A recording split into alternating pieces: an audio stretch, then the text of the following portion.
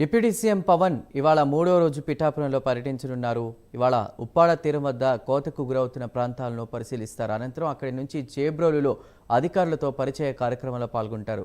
అక్కడి నుంచి TDP BJP నేతలతో సమావేశమవుతారు. సమావేశం ముగించుకుని ఉప్పాడ బస్టాండ్ సెంటర్లో సాయంత్రం 4 గంటలకు నియోజకవర్గ ప్రజలకు కృతజ్ఞతగా వారాహి బహిరంగ సభలో ప్రసంగించనున్నారు. ఇవాల్టితో మూడో రోజు పర్యటన ముగించుకుని తిరిగి మంగళగిరికి చేరుకుంటారు డిప్యూటీ సీఎం పవన్ కళ్యాణ్.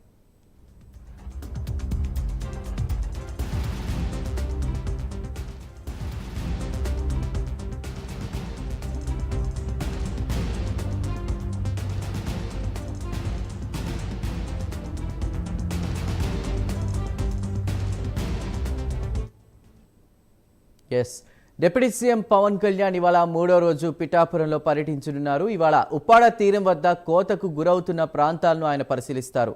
అనంతరం అక్కడి నుంచి చేబ్రోలులో అధికారులతో పరిచయ కార్యక్రమంలో పవన్ పాల్గొంటారు.